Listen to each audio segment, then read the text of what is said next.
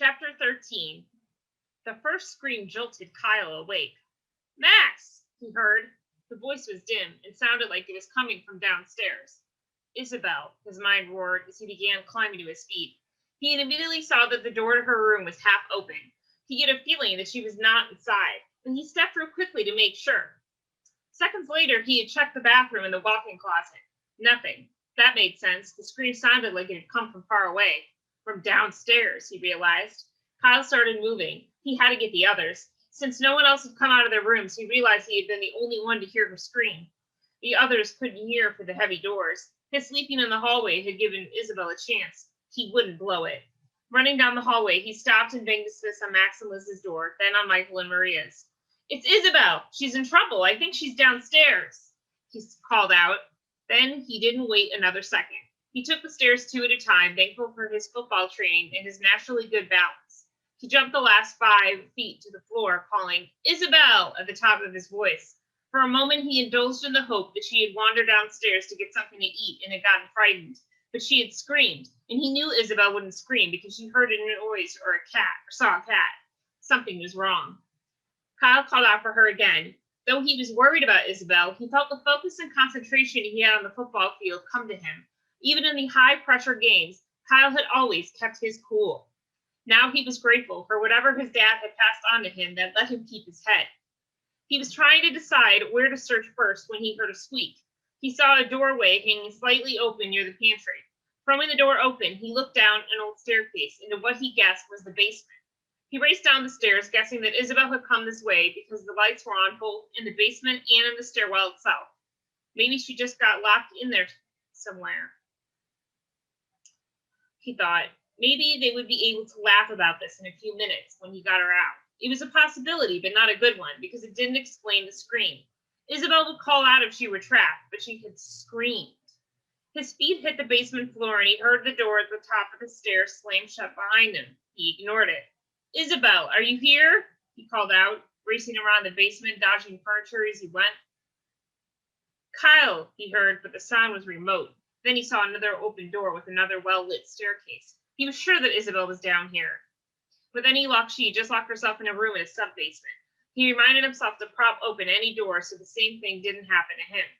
Kyle headed down the stairs and saw they were cut out of the bedrock. At the bottom of the stairs was a small landing and a closed door. "Isabel," he called out. The reply was immediate and so clear that it surprised him. "Kyle, run! Stay away from him! Get the others and get out of here!" She sounded scared, desperate. It must be the special unit, he thought. It was the only thing he could imagine evoking that kind of response from her. "No!" he heard Isabel scream, and he rushed for the door and yanked it open, surprised that it opened easily in his hand. Game on, he thought as he raced into the room. Maybe he could rush whoever was there and catch them off guard. He saw 2 people at the end of the hallway. One was Isabel. She was just standing there. She looked scared and unhurt. "Kyle, stop!" she yelled. He came to a stop just a few steps away from Isabel and a thing. No, he realized it was a hunched-over person, but there was something wrong. "Kyle, get out," Isabel said, and her voice immediately drew his attention back to her. She was very still, as if she couldn't move. "No, please stay," the thing said. Its voice was male, but it didn't look human. Correction, it looked like a human who had lived hard and then died a while ago. He took a step towards Isabel and said, "Come on, we're getting you out of here." "You aren't going anywhere," the stranger said. "Let him go. He has nothing to do with this," Isabel said. "Step away from her, creep," he said, wondering how the figure could even be alive. Then he realized that maybe it wasn't. Either way, he and Isabel were getting out of here now. "Do not take another step," it said. "Look, I don't like to pick on whatever the hell you are, but you're scaring my friend here," Kyle said. He tensed his body, already planning his move. He would knock the thing down, then grab Isabel. He bent his knees, pushed off with both feet, and tried to rush the creature, only to find himself frozen in place. "What the?" he said. "Like I said, you're not going anywhere," the creature said. Something had grabbed Kyle's feet and was holding him to the floor. "I'm caught," his mind supplied. "Caught." There was a tightness in his chest. The thing was doing something to him. It had him, the same way it had Isabel. "Isabel, I'm sorry," he said. He had blown it. He should have waited for Max or Michael. They would have been able to handle this better than him. "Oh, Kyle," she said, fighting back tears and looking miserable due to her uncharacteristic helplessness. "Kyle," the creature said, looking him over. There was something in his gaze that bothered Kyle, scared him more than the ruined and rotting flesh of its face. Was this a monster? A ghost? He looked at Isabel, and it angered him to see her so scared. Whatever it was, what right did this thing have to do this to her? To her, of all people. Kyle met the creature's gaze, and when he spoke, he was surprised to hear his voice firm. I have to say, you don't look so good. I mean, you really look like hell, Kyle said. For a second, the creature seemed to be taken aback. Kyle continued, feeling his defiance rising. I mean, you might really want to get that rash checked out. Then the creature did something that surprised him. It smiled, but the side of its mouth that still had lips. The other was just teeth showing through ragged flesh. That was funny, Kyle. Go ahead and laugh, because I don't think you will find anything that happens from here on to be very funny, it said. Max raced out into the hallway in bare feet. Michael was out an instant later. You heard it too? Michael said. Max nodded, and then he saw that Isabel's door was open. He was aware that Liz was behind him, but he was already racing down the hallway to his sister's room. He saw a pillow and blanket on the floor outside her door and ran inside with Michael behind him. They searched the room quickly. When they came back out, Liz and Maria were waiting. No sign of Kyle or Isabel, Michael said. Then Max noticed that Liz was holding out his sneakers, jeans, and a t-shirt. Maria was holding out Michael's clothes as well. Max realized he was only in his sleeping shorts. He quickly threw on the clothes as Michael did the same. Something's wrong, Michael said. Kyle said that something happened to Isabel. He must have gone after her. I think he was standing guard, Liz said, pointing to the pillow and blanket on the floor. Max nodded. That explained why they hadn't heard whatever happened to her, but Kyle did. He cursed himself for not following his instincts. They should have all stayed together tonight. Isabel had insisted on sleeping by herself, and now something had happened to her. You girls stay together, and Michael and I will, Max began. No way, Maria said. Max, we can't, Liz said, her voice tight. Max thought quickly. Taking them would be dangerous, and so would leaving them. Better to stay together. And there was no time to argue. Michael and Maria, you head down these stairs, Max said, pointing to the rear stairs near Isabel's door. We'll head down the front stairs and meet you in the middle. Call out if you see anything. As they raced down the hallway, Max kept Liz in his peripheral vision. He saw that she had put on jeans and a t-shirt like the one that he had never seen before. That was sensible, like bringing his shoes. They opened each of the bedroom doors and gave the rooms a quick scan. Nothing. They hit the stairs, Max making sure that he was in the lead. He was especially wary because this was the place in Liz's vision where Maria had gone over the railing. But they made it down the stairs without incident, and they were in the front of the house. Keeping close together, they searched the front rooms. Then they moved to the center of the house, through the ballroom, and into the dining room, where Michael and Maria were waiting. Nothing, Michael reported. Max nodded. They could not have gotten far. Kyle had been knocking at their door maybe 3 minutes ago. They could search the house more carefully, checking every closet and looking under every bed, but that would cost them precious time if Isabel and Kyle were outside. Still, they didn't have much choice. We'll start in the kitchen, Max said, realizing that he had fallen into his old habit of taking charge. Well, there was no time for long discussions and voting.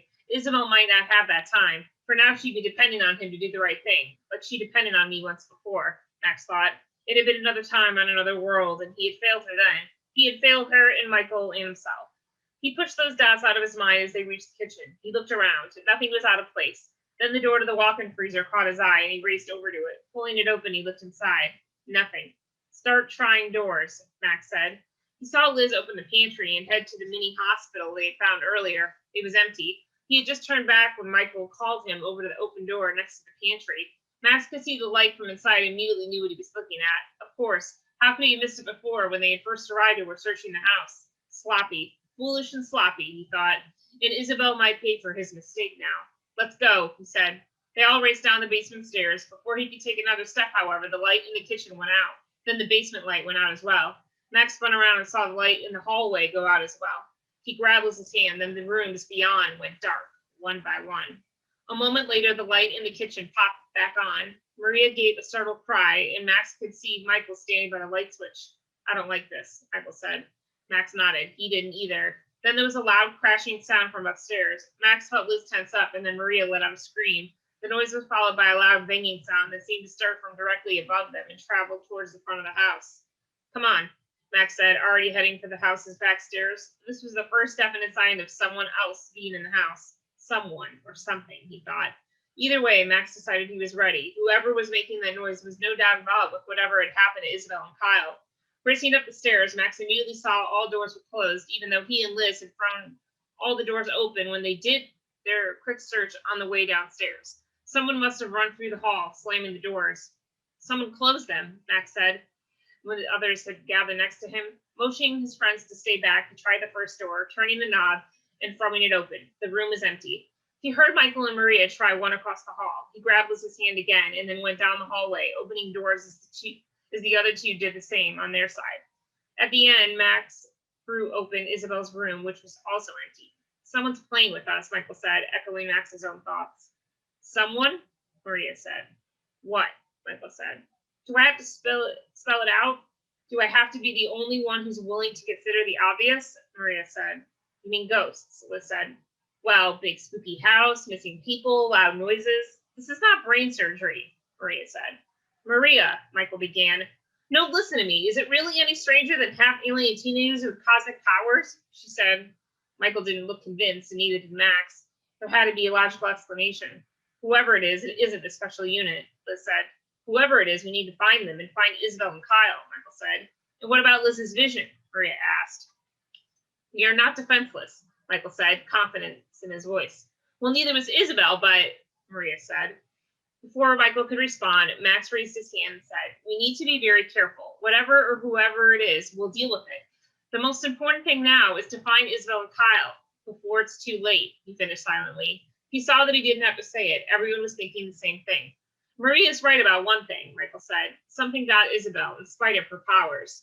They may have caught her by surprise, and there are more of us, Max added. Whatever happens, we have to stay together, or at least in pairs. No one goes anywhere alone. A loud crash downstairs broke his train of thought. Michael, you and Maria, Max hesitated for a moment, remembering Liz's vision. They needed to keep Maria away from the top of the front stairs. You take the back stairs, Liz and I will take the front, Max said. He would have rather kept the four of them together, but they had to come up that way and had given whoever it was a chance to disappear down the opposite staircase. There was more noise downstairs, and when Max and Liz hit the great room, they saw furniture lying everywhere. Someone had turned over chairs and tables, and they'd done it quickly. Max, look, Liz said. He turned to see a blazing fire in the fireplace, where moments ago the fire was almost out.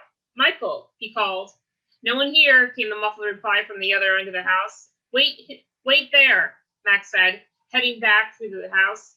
There was some more overturned furniture in the dining room. Michael and Maria were waiting at the bottom of the back stairs, just outside the kitchen. Whoever it is, they're gone, Michael said. What now? There was something bugging Max. There was one part of the house they hadn't checked. Back to the kitchen, he ordered. A few seconds later, they were in the kitchen, and Max sensed that something was wrong. Max, look, Liz said, pointing to the plastic that had covered the back door to the house. Someone had resealed it. No more than that. It looked like it had never been torn. It was odd. If someone or something is trying to scare us, why bother with the plastic? Max wondered. There was another loud crash, this time from below them, followed by a loud banging sound. The basement, Max said, spying the open door into the pantry. He couldn't remember whether they had shut it before, but it didn't matter. He had the feeling that the answer was down there. Come on, he said, taking the lead. Before he took the first step, he felt a hand on his shoulder. Wait a minute, Max, I don't like this, Michael said. Max thought about it for a moment. Something did feel wrong here, but Isabel was in trouble. He turned to Michael and said, neither do I. Then he started down the stairs. Chapter 14. The basement was so full of junk that Max couldn't tell if anything had been disturbed, but this had been the source of the noise. And who or whatever had been making a racket in the house had come down here. He was nearly sure of that. Let's all stay together, Max said, leading the group around the basement. Old bicycles, furniture, a boiler, but no Isabel and no Kyle. I think we've been led down here, he said. I think you're right, Max, Liz said. I have the same feeling, but why lead us around, Michael said. That's what ghosts do. They try to scare you, Maria said. Okay, let's say it's a ghost, a big, mean, nasty ghost. Why the wild goose chase? Why not just strike us down with its ghostly powers, Michael asked. Or it's trying to separate us, Maria said. Why bother if the ghost is powerful enough to take on Isabel and Kyle? Why does it care if we get separated, Michael said. Because people are more scared when they're alone, Maria said. Max nodded. There was something to that. Had the person they were after been leading them in different directions to try to pick them off one at a time? It makes sense, Max said. As far as we know, Isabel and Kyle were both alone when they disappeared. Ghost, Max? Michael said, raising his eyebrows in disbelief. I think Maria is onto something. We need to stay together, Max said. Then he spotted another partly open door hanging in toward the basement. There, he said, pointing. If you guys are right, that door could be leading us into a trap, Michael said. Maybe, but even if it is a trap, it's the only lead we have to Isabel and Kyle and whoever might have them, Max said. It seems like this ghost is staying one step ahead of us, Michael said. Then we'll have to be very careful, Max responded, throwing the doors open. It led to another staircase that led up to steel doors. I think it goes outside, he said. Max, let me go first, Michael said, trying to push forward. No, Max said, holding back his friend with one hand. Stay behind Liz and Maria. When he got to the top of the stairs, he pushed against the double steel doors. At first, they didn't budge, and he pushed again, this time with his shoulder, prepared to use his powers if they didn't give. But the door swung open once he applied some pressure, and Max's momentum carried him several steps outside. He barely kept his feet on the muddy ground. Max, he heard Michael shout. Then his friends were next to him. You were saying about being careful, Michael said. Max looked around. They were in the rear of the house near the garage, where they had parked the van. The steel doors must have been for deliveries, maybe even for coal when the house was built. At least it stopped raining, Liz noticed. Max saw that she was right. In fact, the night had gotten pretty clear. There were still clouds in the sky, but he could see stars, and the nearly full moon gave them enough light to see. Scanning the grounds, Max took in the large pool, which was empty except for a few feet of dirty water. There was a tennis court, a field, and the remains of a garden with a large fountain in the center. Once again, he couldn't shake the feeling that someone was playing with him. And whoever he was, he had Isabel and Kyle. Too much time had passed already. He had to do something now. He had to act before it was too late for Isabel. Something flashed behind the fountain. Max knew instinctively that this was it. Then he was moving with Michael and Maria on his left and Liz on his right. What was it? Michael asked. I saw someone in the garden. We're going to stop this right now, he said. He told himself this would turn out all right. He would make it all right. He would not fail Isabel again, not in this life. Max and the others reached the fountain and saw what looked like a hooded and caped figure disappear behind an overgrown bush. Angling around it, Max couldn't see anything but a jumble of weeds and plants he couldn't identify. There, Michael called, pointing to movement in the hedge maybe 100 yards ahead.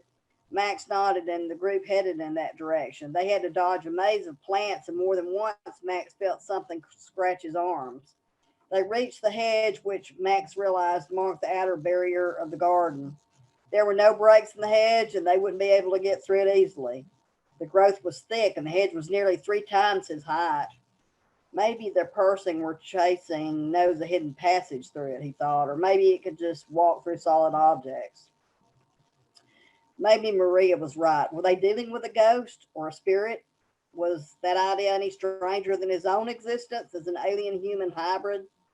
If this was a spirit, Max sensed it was evil. Was it more powerful than them? It probably had Isabel and Kyle, so it wasn't powerless. On the other hand, it had not tried to take them all at once, so there might be some limit to its powers.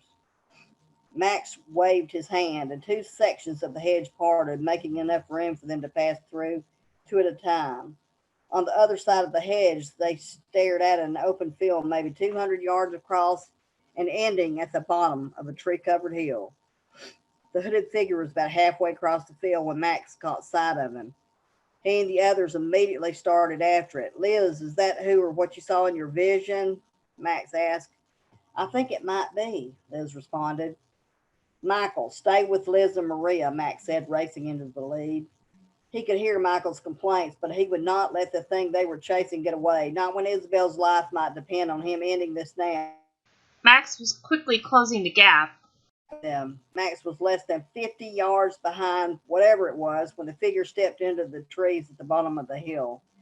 From that point on, Max had a difficult time tracking the figure in the trees and heavy brush. A few seconds later, Max was at the tree line himself. He felt a hand on his shoulder and spun around to see Michael staring at him. We agreed to stay together, Michael said. You're right, Max said as Liz and Maria caught up. Together, the group headed up the hill. You're not getting into the spirit of this democracy thing, Michael said. Sorry, Max said. I thought I could get him. We'll all get him, Liz said. Max nodded. They were stronger together. Anyone see anything? He asked. No one responded, but as they got closer to the top of the hill, Michael said, I see him. At the top, the figure stood still for a moment and stared down at them. Hey, stop, Michael said. For a moment, the figure seemed to be listening. It remained still, watching them, then it disappeared from view behind the top of the hill. Max kept himself super alert, watching for any signs of the figure. Michael turned to Max. This feels like a trap, Maxwell. Max nodded. He felt the same thing. They had been playing the figure's game up until now. He or it had led them through the house and out here. Should we just walk into it then? Michael said. Yes, Max said, keeping his voice low. He'll think he has us, but we have a few surprises of our own. Max wondered if Isabel had even had a chance to use her powers on the figure. Do you think our powers will even work on ghosts? Michael asked. If it really is a ghost, we'll find out, Max said. The way I feel, I wouldn't want to be that ghost right now, Michael said. I know what, Max began. What are you guys talking about? Maria asked, leaning forward. Michael turned to her and said, advanced military strategy, nothing for you to worry your pretty little head about. There was a loud smack and Max didn't have to turn around to know what caused it. Kidding, Michael said, raising his hands. When they were near the top of the hill, Max stopped the group and said, let Michael and me get a few paces ahead. Wait, Maria said. We're better able to deal with the threat, Max said. You know, alien powers and all that, Michael added. Liz, you and Maria will have our backs, Max added. Liz nodded, and he knew she understood. Okay, we'll check out the top, make sure he doesn't get by us, Max said. The girls nodded as Max and Michael took the last few steps. Leaning down, they peered over the top of the hill, which is actually a peak of some sort. The hill on the other side looks steep. Careful, we don't know how far down it is, Max warned. Max, Liz whispered from behind them. Nothing yet, Max said, getting up slowly as Michael did the same. He took a few steps forward, scanning the area for any sign of the figure. He took a few steps down the other side of the hill when he felt Michael grab his arm. Then Michael pointed down the hill with one hand while he grabbed a tree with the other hand. Max immediately saw what Michael was pointing to. This side of the hill was much steeper, more of a cliff than a hill, leading down to a good-sized stream, at least 100 yards down. What is it? Maria said from behind them. Don't come up here. It's very steep, Michael said. Yes, it's very dangerous, a voice said from Max's right. His head immediately pivoted to see the figure they'd been chasing, standing less than 20 yards from them. In the dim light, Max couldn't make out any of its features, especially with the hood partly covering his face. But it was a he. Max could tell that much from his voice. We want our friends right now, Max said, his voice firm. Max, Liz called as the girls came close enough to see the figure. Max waved his hand and they stopped just on the other side of the hill's peak. Then the figure took a few steps toward Max and Michael. We don't want any trouble, Max said. We just want to take our friends and go. You shouldn't have come, the figure said.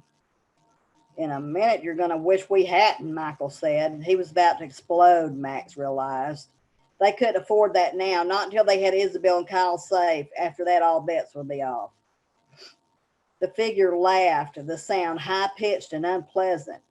Then it began to cough. When it was finished, it pulled back its hood to reveal its ruined face. He's sick, Max thought. No, not sick. It looks like he's dead. With his peripheral vision, Max saw Michael jump slightly at the sight and heard both Liz and Maria gasp. He felt a crawling revulsion himself. Was this person dead? Was he seeing a ghost or something worse? Hey, freak show, Michael said. How about you tell us where our friends are and we don't hurt you? The creature just stared at them. We're not impressed by your tricks or your scary mask. We're not afraid of you, Michael continued, taking a step forward and raising his right hand. The creature was silent for a moment and seemed to be sizing them up. Too bad, it finally said. You should be. The creature raised its own hand, and Max felt something grab him, something he couldn't see. Then he was stumbling forward down the side of the hill. He heard Liz scream, and then he was flying through space. Liz felt something touch her and shove her backward. Her arms went pinwheeling behind her, and she knew she was going down. Then Liz hit the ground and rolled to a stop, her face pressing down into wet leaves and mud. Turning her head, she saw Maria close by in the same position. Maria, she said. Her friend immediately turned in her direction and nodded. She seemed okay. Michael, she cried, starting to get up. Then something caught Maria's eye, and she looked forward and screamed. Liz pivoted her head and saw the creature heading towards them. Liz thought that whatever it was, it looked too real to be a ghost, but it didn't look alive either, since its gray flesh was literally falling off its face and hands. The hood and cape just made it look creepier. About 5 paces away, the creature stood looming over them. What did you do to Michael? Maria said. Liz was surprised to hear anger in her voice, not fear. Liz felt the same thing. She saw Maria starting to get up and did the same. Don't worry, you will be joining him soon, the figure said. There was a flash of movement, and a rock hit the creature on the forehead with a thud, then dropped to the ground. It was immediately followed by a good-sized piece of the creature's forehead. The creature howled, and his hand immediately went to his head. Liz grabbed for a stick, took 2 steps forward and swung at the creature. It turned at the last instant and tried to duck, but it was too late. The stick struck it in the side of the head, bouncing up and off the skull, and Liz noted, taking a chunk of hair and scalp with it. The creature fell onto its back and gave another howl of surprise and fear. Liz didn't hesitate. She turned and grabbed Maria's hand. Come on, she said, pulling her friend away from the creature and towards the house. What about Michael and Max? Maria said, resisting. I think they're okay, Liz said. She was nearly sure of it. Once before, when Max had died, she had felt that event, and certainly she would have had it happen to her. Now she thought Max was all right. He was probably hurt after his tumble down the hill, but he was alive. She saw the dazed figure behind them start to struggle to get up. Come on, we need to lead it away from the guys. They ran down the hill. Liz turned around only once to make sure the creature was behind them. He was, and she was glad to see that he was moving slowly. They had hurt him. What kind of ghost gets hurt when you hit him in the head? Liz wondered. It didn't make sense, but there was no time to think about it. She and Maria were on the open ground and sprinting for the house. She didn't have a plan except to give Max and Michael time to get their bearings. If they were hurt, Max could heal them. Then they could come and deal with the creature and find Isabel and Kyle. As they reached the back of the house, Liz spared another glance behind her. The creature was following more quickly than before. They had less than half a minute's lead now. Liz considered heading around the house and leading the creature away entirely, but she didn't like the way he was gaining. She felt their best chance lay inside. There, they could move around and try to hide in one of the mansion's many rooms.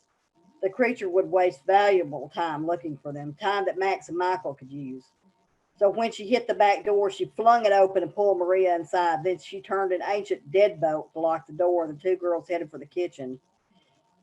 They stopped for a moment to catch their breath, and Liz realized the house was deathly quiet. What's the plan? Maria asked. Her friend was scared, but Maria was keeping it together. She had come a long way since the day Liz had first told her the truth about Max, Isabel, and Michael. That made sense because Liz had come a long way too. We stay away from him, Liz said. What, like hide? Maria said.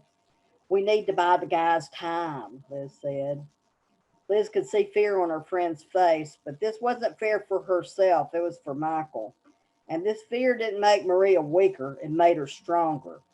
Liz could see that in Maria's eyes, along with the worry. I really think they're okay, Liz said, praying she was right.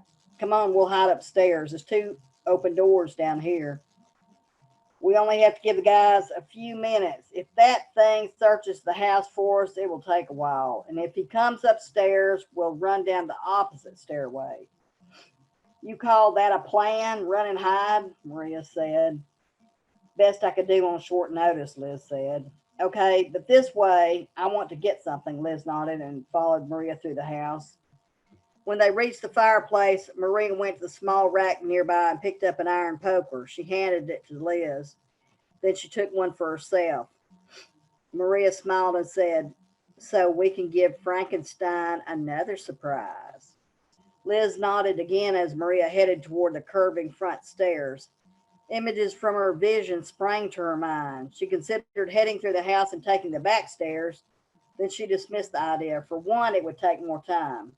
Secondly, in the vision, Maria had been running from the other direction, for now the front stairs were safest. Maria led the way up the stairs, holding the metal poker firmly in one hand. The girls moved quickly, trying to make as little noise as possible. As they neared the top, Liz was unnerved by the fact that they could not hear any more noise. It is somewhere in the house, Liz thought. And it knew the house very well, much better than they did. The second they stepped on the landing, Liz heard a crash downstairs. The sound came from the bottom of the stairs, somewhere in the living room. Without a word, Liz and Maria sprinted down the hallway. He knows we're up here, Liz thought. The house wasn't safe now. Maybe they could make it down the back stairs and then outside again. There were plenty of woods out there. They crossed the hallway in seconds and started to slow down when they reached the other side, preparing to head down the stairs. Liz was in front, and they were about 10 feet from the end when the creature come up the stairs. The girl stopped dead, and Liz had to stifle a scream when she saw it with its hood off in the light of the hallway. How can anything that looks like that still be alive? She thought. Maybe it isn't, her brain answered. Maria took a few steps forward and raised her poker. This is for my boyfriend, she said, bringing it down hard. Watching her, Liz raised her own and got ready to swing it, but it got stuck in the air. Liz saw that Maria seemed frozen in space. Don't worry about your boyfriend, the creature said in a gravelly voice. I would worry more about yourselves. Suddenly, the poker in Liz's hand got too hot to hold. She let go at the same moment Maria did. Both pieces of iron hung in the air for a moment and shot across the hallway, embedding themselves into the wall. Liz heard screaming and realized that one of the screams was hers. She didn't wait to see what happened next. Simultaneously, she and Maria turned around and ran. Time seemed to slow like it did in a dream or a vision. Then Liz realized why this moment seemed familiar. It was her vision. Maria was slightly ahead of her and sprinting down the hallway with a monster behind her. Liz wanted to scream for Maria to stop, but then what? There was a monster behind them. And Liz had no illusions. This monster was deadly. Their only chance was to keep going, to get away. But she had seen that in her vision, and she knew how that dream ended for Maria. Liz ran for her life.